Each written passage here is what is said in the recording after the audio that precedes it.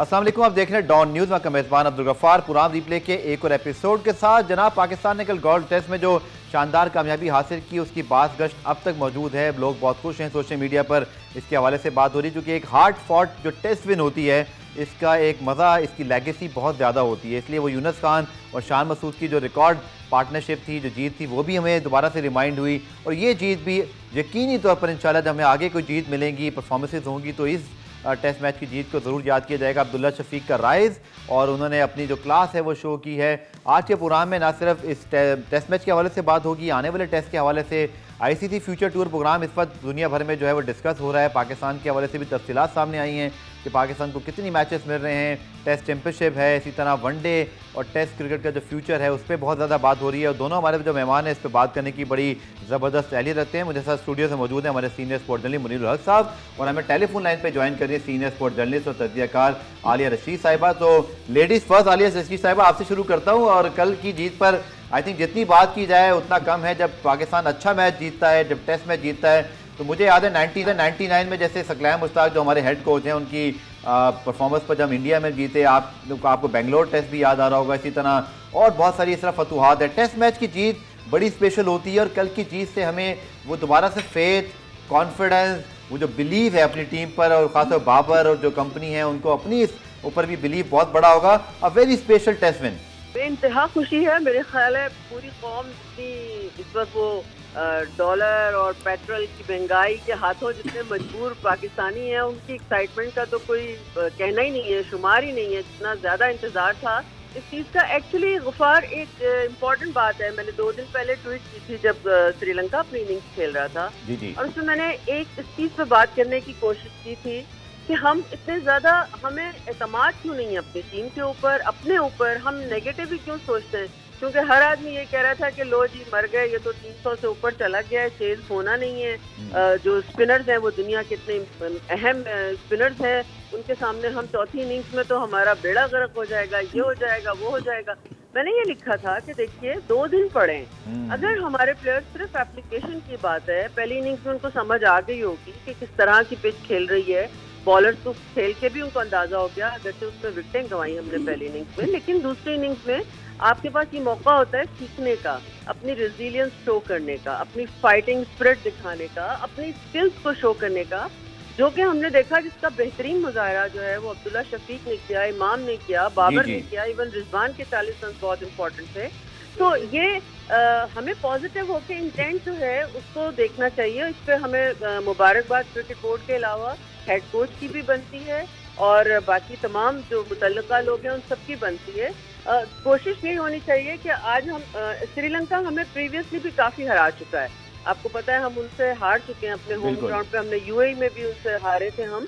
तो बॉलिंग और बैटिंग दोनों चीज़ों का जब कॉम्बिनेशन बनता है वहीं तभी जाके आप जो है वो एक बेहतरीन नताइज पैदा कर सकते हैं।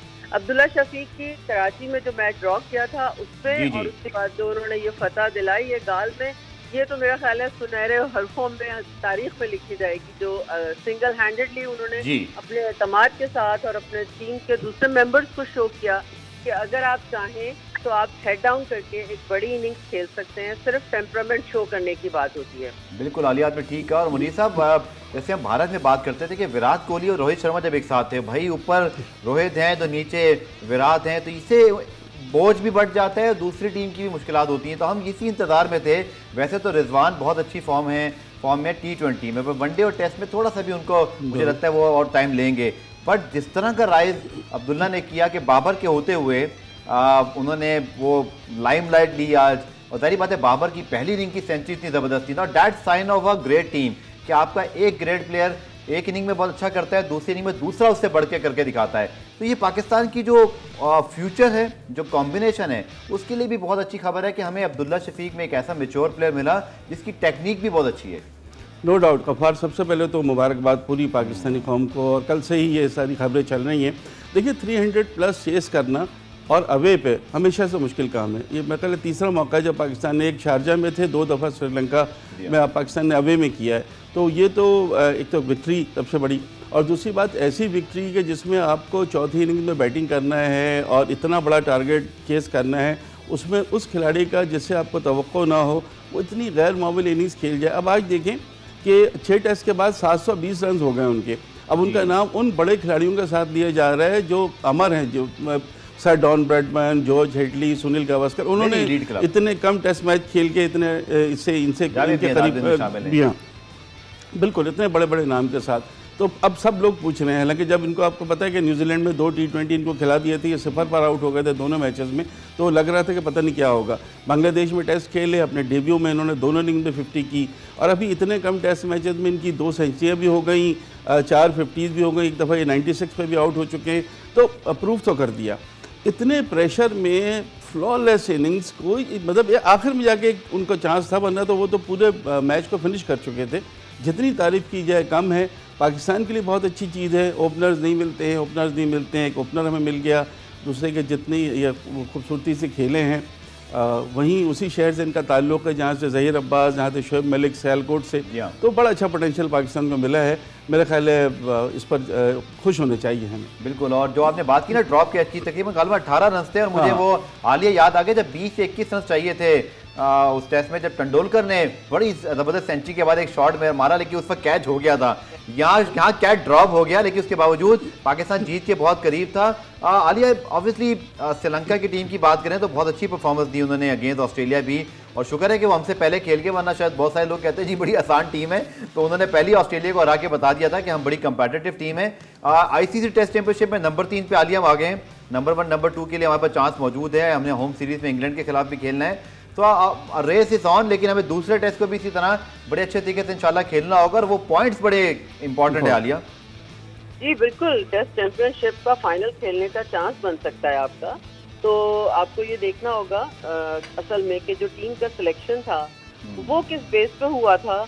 और मेरा तो एक एक लेमैन के तौर पे मेरा ये इंटरेस्ट बहुत ज़्यादा है कि कंडीशन पिच की देखते हुए हमने 3 पेसर्स जो खिलाए हैं उसकी बुनियाद क्या थी, उसकी वजह क्या थी, और हमारे जो 2 इम्पोर्टेंट स्पिनर थे जिन्होंने प्रीवियसली हमें सीरीज जो है उसमें अच्छा परफॉर्म किया, नुमान अली बाहर बैठे हैं, तो साजिद को हमने नहीं खिलाया, चलिए उनकी कोई भी टेक्निकल वजह हो सकती है।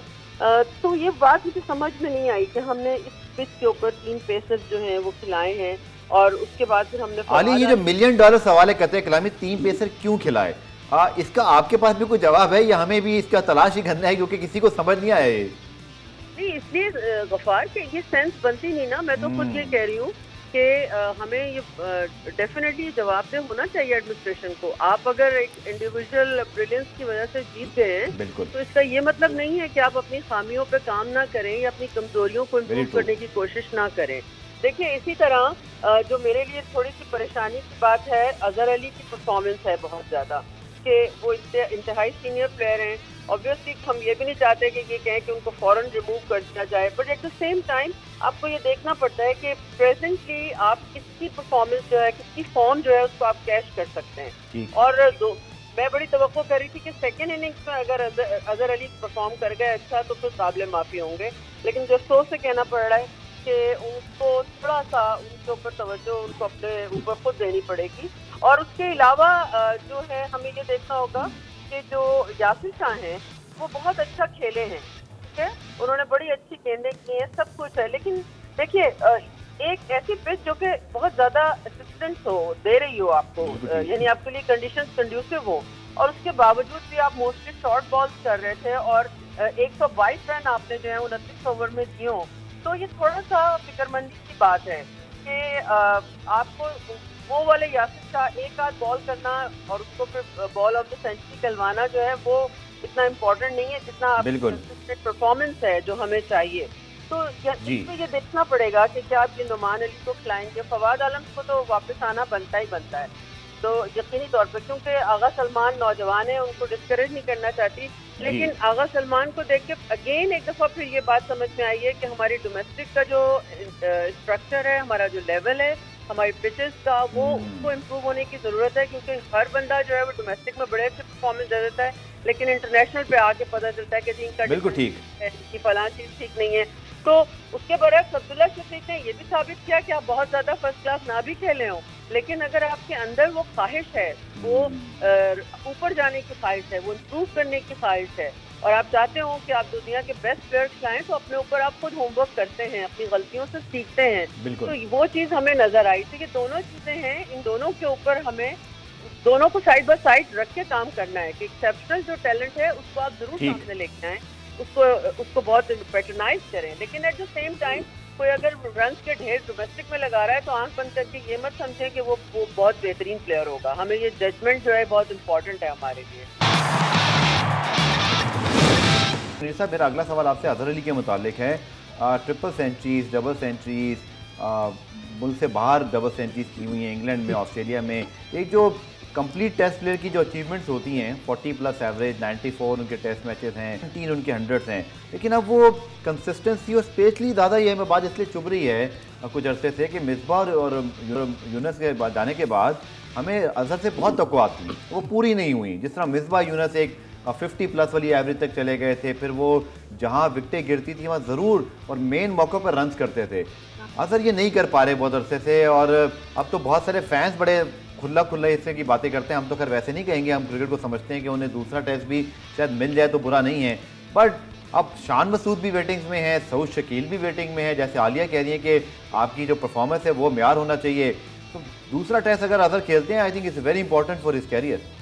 देखिए, अजहर के 95 टेस्ट मैच हो चुके हैं, सबसे सीनियर प्लेयर हैं, सबसे एक्सपीरियंस प्लेयर, तो मेरा नहीं ख्याल कि उनको अब फौरी हटाए जाएंगे, और आई डोंट थिंक कि बाबर आजम को ऐसा स्टेप लेंगे, जो मेरी राय है, क्योंकि ज़ाहिर है प्लेयर अच्छे हैं। उम्मीद यही थी कि इस टेस्ट मैच में अगर बाबर के अलावा कोई और परफॉर्म करेगा तो अजहर अली करेंगे, बिकॉज के वो रुक के खेलते हैं, विकेट को समझ के खेलते हैं, लेकिन दोनों में जिस तरह वो आउट हुए हैं वो डिज़ास्टर तो है अजहर अली के लिए। अजहर अली छोटे प्लेयर ने, आपने खुद उनका भी 7000 रन, 19 सेंचुरियाँ, पता नहीं कितनी उनकी 50s, उनका कंट्रीब्यूशन तो है, मैच विनिंग नॉक भी उन्होंने खेले हैं, उसमें कोई शक नहीं है, लेकिन फौरी तौर से मेरे ख्याल है अभी अजहर अली को 1 डाउन से हटाना थोड़ा सा मुश्किल डिसीजन होगा। इसी तरह इमाम हलक को भी आप एक मैच खेल के नहीं हटा सकते कि आप शान मसूद को इमाम हलक की जगह देते, तो ये थिंक टैंक को सोचना होगा। बट 2 तब्दीलियाँ तो लाजमी हैं, जैसे अभी आलिया कह रही थी कि उनको आना चाहिए फवाद आलम को ना खिलाना बिल्कुल समझ में नहीं आया, उसी तरह नसीम शाह को इस मैच में खिलाना बिल्कुल समझ में नहीं आया। देखिए, श्रीलंका की टीम एक फास्ट बॉलर के साथ गई, 3 स्पेशलिस्ट स्पिनर, आप 3 फास्ट बॉलर और 1 स्पेशलिस्ट स्पिनर के साथ गए, बिल्कुल ही मतलब एक तो गलत था। हाँ, ये तो कोई एक तो गलत था, और हमें नज़र आ रहा था कि उस विकेट पर जिस तरह से बॉलिंग हो रही थी कोई कंट्रीब्यूशन नहीं था। सेकंड इनिंग्स में खास तौर से आपने देखा होगा कोई कंट्रीब्यूशन नहीं था, तो इनको एज ए बॉलर भी ट्राई किया गया। सेकंड इनिंग में आगा सलमान को उन्होंने भी 14-15 ओवर्स कराए, कोई विकेट कोई ऐसा इम्पैक्ट नहीं डाल सके ऑफ स्पिन से अपने, जो एक उनको एडिशन दिया गया था। ऑल इन ऑल चूँकि पाकिस्तान मैच जीत गया है, खामियां सब छुप गई हैं, बट सिलेक्शन में इशूज़ थे, उसको समझना होगा, उसको डील करना होगा। मेरे ख्याल एक चांस अजहर अली को और देना चाहिए। बहुत से लोग नाराज़ होंगे मेरी इस बात को सुन के, बहुत से लोग नाला है कि नहीं हो रहा, लेकिन मेरे ख्याल इतने सीनियर प्लेयर को इतना एक्सपीरियंस हो सकता है अगले मैच में कोई परफॉर्म कर दें। अगर अगले मैच में भी नहीं करें तो फिर बड़ा सीरियसली सोचना होगा। बिल्कुल, क्योंकि बहुत ज़्यादा पाकिस्तान हालिया टेस्ट मैच खेलता नहीं है। शाहीन शाह अफरीदी और अब तो बेन स्टोक्स ने जिस तरह रिटायरमेंट अनाउंस करते हुए नोट लिख दिया कि वर्कलोड मैनेजमेंट, 31 साल की उम्र में वो भी वनडे फॉर्मेट छोड़ के, हालांकि अगले साल जो है वो वर्ल्ड कप है भारत में और इंग्लैंड की टीम स्ट्रगल भी कर रही है। शाहीन का मैं लिंक करूंगा इसी मामले से आलिया, क्योंकि अब ये क्रिकेटर्स अगर बेन स्टोक्स और इंग्लैंड क्रिकेट बोर्ड मैनेज नहीं कर पाया तो सोचिए फिर हमारे यहाँ तो पत्नी कितनी चीज़ें हैं शायद हम भी डिस्कस नहीं करते। वर्कलोड मैनेजमेंट है, खिलाड़ियों की फिटनेस का मामला, और Shaheen is top of them because he our star bowler, वो सबसे बड़े हमारे इस वक्त बॉलर हैं और उनका भी निगल आ ही गया, उनका भी वो MRI हुआ है, अल्लाह करे कि वो सारा कुछ ठीक हो। लेकिन वक्त आ गया आलिया कि हमें तीनों फॉर्मेट, लीग्स और ये सारी वर्कलोड मैनेजमेंट को बहुत सीरियसली और एक प्रॉपर इशू के तौर पर देखना होगा। हाँ बिल्कुल, इसलिए कि देखिए फिटनेस तो मेन इशू है। आपके फास्ट बॉलर हैं, हम लोग तो काफ़ी अच्छे से इस वर्कलोड मैनेजमेंट पर बात करते हैं, लेकिन होता क्या है कि प्लेयर्स खुद कह देते हैं कि नहीं जी मैं तो बिल्कुल फिट हूँ, मैं तो अवेलेबल। क्यों आलिया, इसकी वजह क्या है? इनसिक्योरिटी होती है, फिर वो समझते हैं कि उनका कोई फॉर्मेट कम ना हो जाए। ज़ाहिर है सबके प्रोफेशनल प्लेयर्स हैं, उनको की तनख्वाहें मिलती हैं, पेमेंट्स होती हैं, तो उसकी वजह से भी। और इनसिक्योरिटी पाकिस्तान टीम में तो बहुत ज़्यादा है कि हर बंदा ये समझता है कि मैं कहीं निकला 2 महीने के लिए तो पीछे से फिर फारिग हो जाऊंगा, ये तो है। तो लेकिन जो मेरा ख्याल है ICC को भी इसके ऊपर काम करना पड़ेगा, क्योंकि देखिए अभी फिर अब UAE की भी आ रही है, लीग आ रही है, साउथ अफ्रीका की लीग आ रही है, उसके लिए उन्होंने अपनी सीरीज मिस कर दी। और पाकिस्तान को भी देखना पड़ेगा कि अपने प्लेयर्स को हमने कैसे बचाना है। और कहाँ तक जाना चाहिए। T20 का इतना बड़ा इंसेंटिव है कि कोई भी प्लेयर उसको मिस नहीं करना चाहता। तो एंड ऑफ द डे क्या होगा, यही होगा कि टेस्ट और T20 रह जाएगी। मुझे तो लगता है कि शायद 50 ओवर की क्रिकेट जो है वो ग्रेजुअली ख़त्म ही हो जाए वक्त के साथ साथ, क्योंकि उसमें भी इंटरेस्ट बहुत ज़्यादा कम होता जा रहा है। और 5 डे की जो टेस्ट सीरीज जो हैं इनमें भी प्लेयर्स बहुत कम इंटरेस्ट लेते हैं।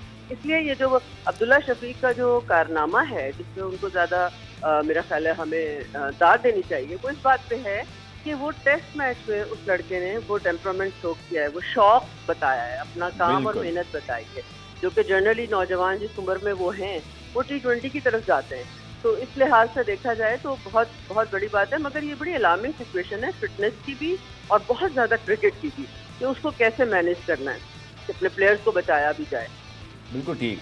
यही सवाल आपसे फिर आलिया से एक आखिरी सवाल करूंगा। मुनीर साहब, जो फ्यूचर टूर प्रोग्राम के हवाले से इस वक्त ICC मीटिंग्स होनी भी हैं, बहुत ज़्यादा ब्रेकिंग न्यूज़ ऑलरेडी वैसे बहुत खबरें तो आ गई हैं, और हमने देखा कि पाकिस्तान के हवाले से तफसीलात भी। बैन स्टोक्स के हवाले से जो क्रिकइन्फो दुनिया की सबसे बड़ी क्रिकेट वेबसाइट है, उन्होंने उस आर्टिकल में नीचे जो बॉटम लाइन लिखी है उसमें बड़ी इंपॉर्टेंट बात है कि बैन स्टोक्स के पास दुनिया के चंद उन प्लेयर्स में से जिनके पास इंग्लैंड ऑस्ट्रेलिया जिनके पास सबसे अच्छे हंटर कॉन्ट्रैक्ट हैं, जिनके पास और बड़ी स्पॉन्सरशिप डील्स हैं, वो अफोर्ड कर सकते थे कि वो एक फॉर्मेट छोड़ दें, और इसलिए वो 2 फॉर्मेट अब और खेलेंगे, ये उनकी चॉइस है।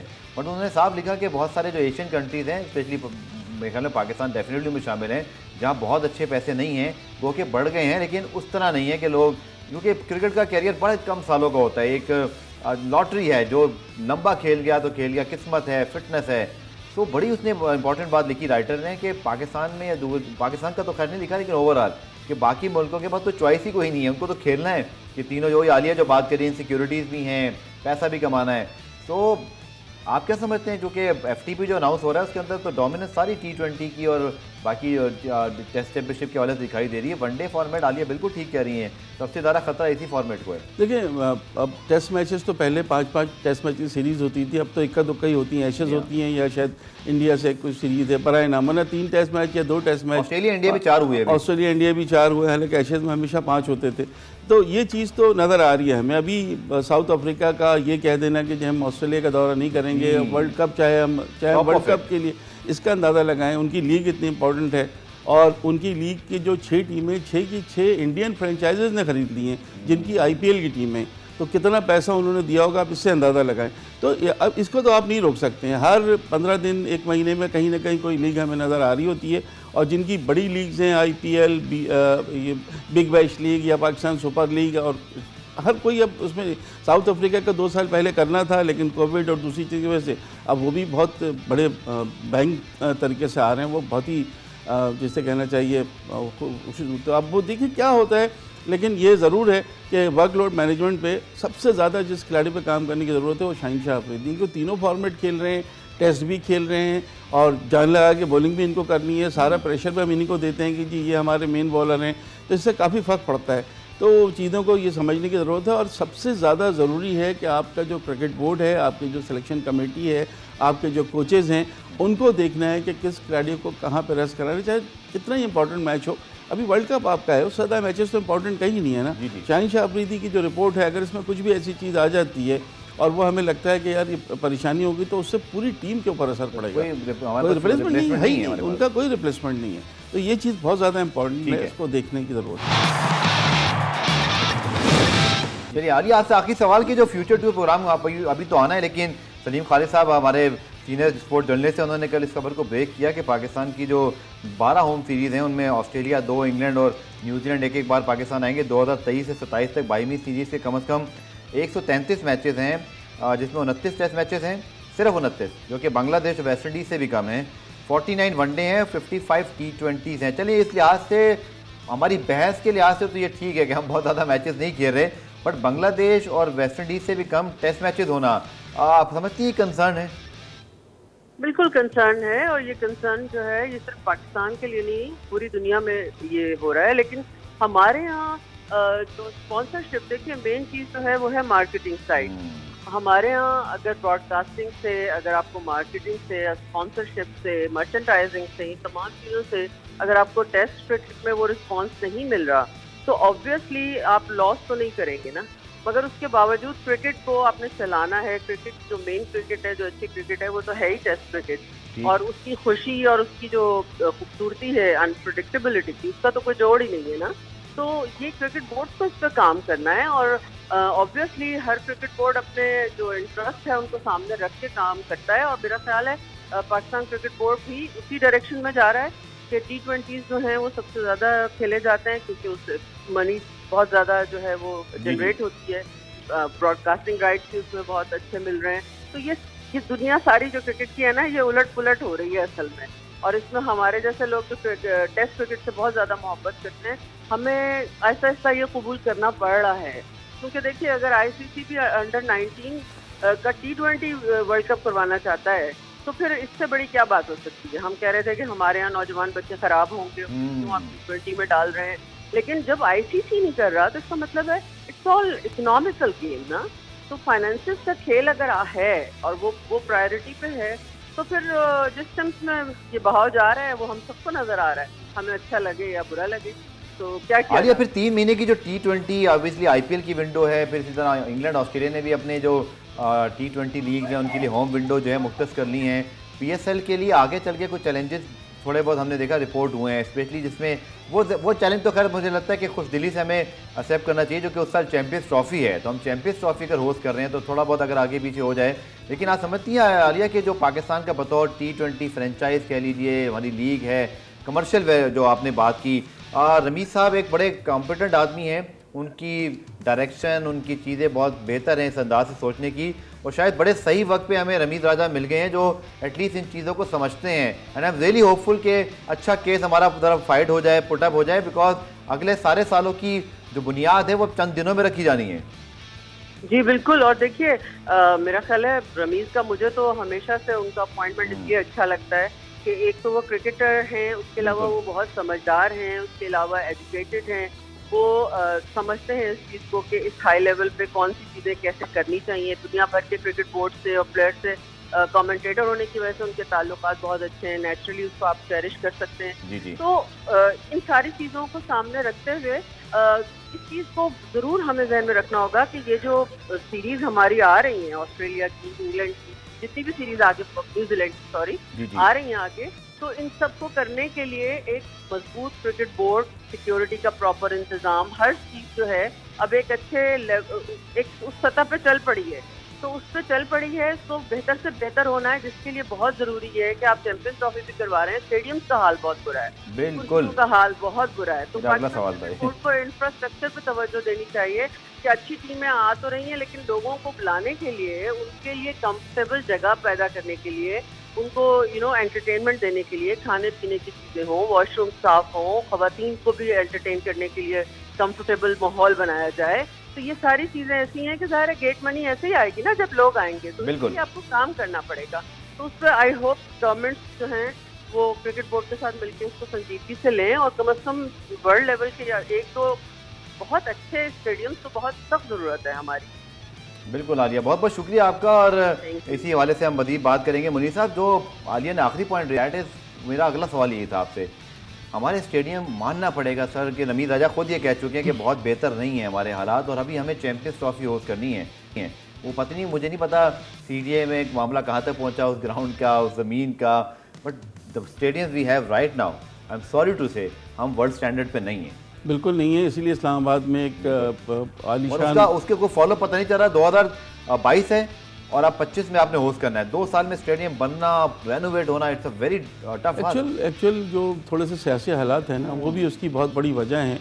और मुझे बैकएंड में जाहिर है रमीज़ राजा का होगा, क्योंकि पाकिस्तान को अगर इतनी बड़ी चैंपियंस ट्रॉफी मिली है इतने सालों के बाद, कोई इतना बड़ा कि जिसमें दुनिया की तमाम टीमें आएंगी, तो उसके लिए तो आपको स्टेडियम को, जो ख़ास तौर से कराची, पिंडी, लाहौर, इनको तो, मुल्तान, इनको तो आपको बहुत ज़्यादा रेनोवेट करना होगा। और साथ साथ इस्लामाबाद में मेन अगर फाइनल होता है, बड़ा स्टेडियम होता है, कैपेसिटी बड़ी होगी, बिल्कुल जिद्दत होगी, रेनोवेशन नज़र आएगा, इनोवेशन, तो वो चीज़ें अगर होंगी तो ठीक है।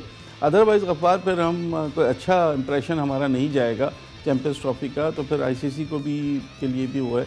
तो अभी बहुत सारी चीज़ें बिल्कुल आपने ठीक कहा, चूंकि बड़े अरसे बाद आईसीसी इवेंट होस्ट कर रहे हैं, हमारा बहुत इंप्रेसिव होना चाहिए। आलिया भी कह रही थी, मुनीर साहब ग्राउंड के हवाले से बात करें, अगर हम अच्छा करेंगे तो आगे मिलेगा। पुरान में ब्रेक शामिल करते हैं, ब्रेक से जब वापस आएंगे तो कश्मीर प्रीमियर लीग के जनाब ड्राफ्ट हो रहे हैं। कल रिटेंशन लिस्ट अनाउंस हुई थी, अभी मजीद खबरें रात तक आती रहेंगी कौन कौन से प्लेयर शामिल हुए, लेकिन रिटेंशन को डिस्कस करेंगे इस शॉर्ट कमर्शियल ब्रेक के बाद। पुरान रिप्ले में खुशामदेद। आखिरी पार्ट में बात करते हैं कश्मीर प्रीमियर लीग की। पाकिस्तान की दूसरी प्रीमियर लीग है क्रिकेट की, और इसमें अगर आप देखें तो इसके ड्राफ्ट आर हो रहे हैं। और हमने देखा कि कल जम्मू जांबाज जो कि नई फ्रेंचाइज है जिसमें शाहिद अफरीदी भी शामिल हुए, उन्होंने कल उमर अकमल के हवाले से सर एक मीडिया अपडेट दी थी। तो उमर अकमल के फैंस बड़े सवालात करते हैं उनके हवाले से। ये वो लीग है मुनीर साहब जो कि पाकिस्तान में अब पाकिस्तान सुपर लीग की जो स्काउटिंग होती थी ना वो आसान हो गई। बिल्कुल आपको याद होगा जमान खान यहाँ पर इमर्ज हुए थे, फिर वो लाहौर कलंदर के लिए स्टार बने। सलमान निशाद भी बड़ा अच्छा खेले। काशिफ अली प्लेयर हैं जिनको फिर बाद में इंग्लिश काउंटी के अंदर मौका मिला। और ये रिटेन जो लिस्ट है, थोड़ी इन्फॉर्मेशन भी आपके साथ में शेयर कर देता हूँ। मुनीर भाई क्या समझते हैं, नए प्लेयर्स के लिए तो बहुत अच्छी अपॉर्चुनिटी है, फिर वो खित्ता आज़ाद कश्मीर का मुजफ्फराबाद इंतहाई खूबसूरत, हमारे दिलों के बहुत करीब है, वहाँ के टैलेंट को प्रॉपर चांस मिल रहा है क्योंकि हर टीम में 5 कश्मीरी खिलाड़ी हैं अपने। बिल्कुल वो रखने हैं आपको। जो आपने दोनों नाम लिए सलमान इरशाद का भी और जमान का भी, दोनों की बड़ी अच्छी बॉलिंग थी। टॉप के बॉलर के तौर पर उस कश्मीर प्रीमियर लीग में हमें नज़र आए थे। इस मरतबा एक नई टीम भी है, उमर अकमल की भी आपने बताया वापसी हो रही है, तो बहुत अच्छी ये चीज़ अच्छी होगी।